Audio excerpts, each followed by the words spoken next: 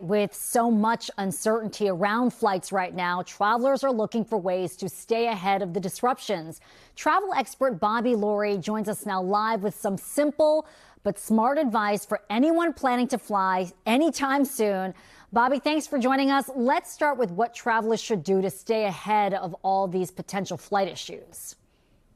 Yeah, of course. Thanks for having me. One thing you should do is plan ahead. Take a look and see what your backup plan might be in the event you are one of those flights that ends up getting canceled. Because in the moment, there's going to be a lot of people finding out, especially this coming weekend, all at the same time. And just like you heard, one of the things you should be doing is downloading the airline's app to your phone if you haven't done so already. That's where you're going to receive the notification first. Second would be an email. But also through the airline's app, you're able to rebook yourself. You're able to contact the airline straight away and get your customer service needs addressed without having to wait in line at the airport.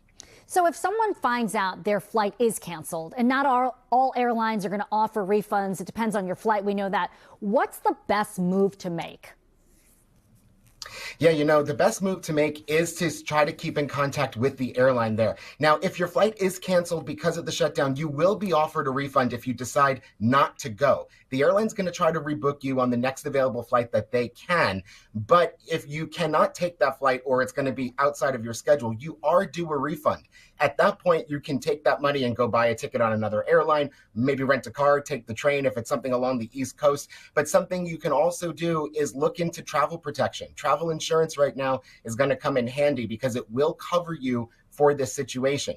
Usually things like this, the airlines don't have to compensate you for because it's out of their control. But with travel protection, if you get stuck in an airport overnight, you can actually pay for that hotel room night and you will get reimbursed for it. You can also buy the next available seat on any other airline and get reimbursed for it if the airline cannot get you there. All right, it's certainly a good time to have that travel insurance. Not everyone wants to do it because of the added cost. So say you are stuck.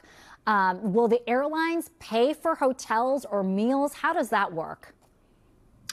No, see, the airlines only pay for hotels and meals when the delay or cancellation is within their control. And right now, these delays and cancellations are outside of the airline's control. So they're not responsible for your hotel or meal vouchers. That's where that travel protection comes in. And you're right. Everyone gets to that point when you're buying the ticket and you read it and you're like, do I really need it? Yeah. Right now, it might actually be a good idea to actually click that button and pay the extra $40 to $50 to protect your airline ticket, because it will help you pay for that overnight at a hotel if you can't get to your destination, and even help you pay for food at the airport if you're stuck on an extended delay. So the timing of this is so terrible. We have Thanksgiving coming up, the holidays. What if you've already booked your flights, you didn't have travel insurance?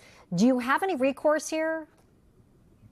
Yeah, absolutely. So it's not too late to actually buy the travel protection. Oh, you can. You can go to any travel insurance provider and go ahead, and they're going to ask you for the total cost of your trip. If you want to cover the whole thing, if it's flights, hotel, car, cruise, anything like that, you can still get it covered. If you just want to cover your flight, you can do that too. When it comes to the airline, right now, they're waiving all of their change and cancellation fees. So thinking ahead, if you think that you might be one of those impacted or you don't want to deal with the stress of it at all, you can go ahead right now and either cancel your flight or change it to a different one, and you're not going to incur any additional charges because the airlines are well aware that many folks are going to try to be figuring out whether or not they're going to complete their journey. Right. With all these cancellation delays piling up, they're going to be very busy trying to rebook. So what is your advice for people who haven't booked their flights for the holidays at this point and are concerned about these potential changes?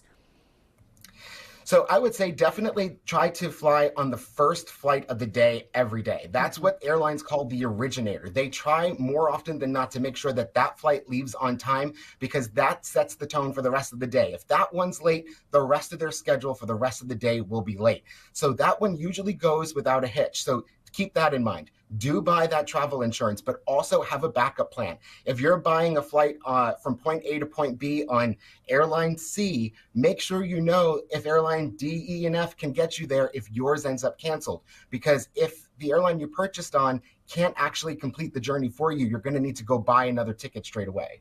All right. This has been such helpful and great information. Bobby Laurie, thanks so much for joining us tonight. Appreciate it. Thank you.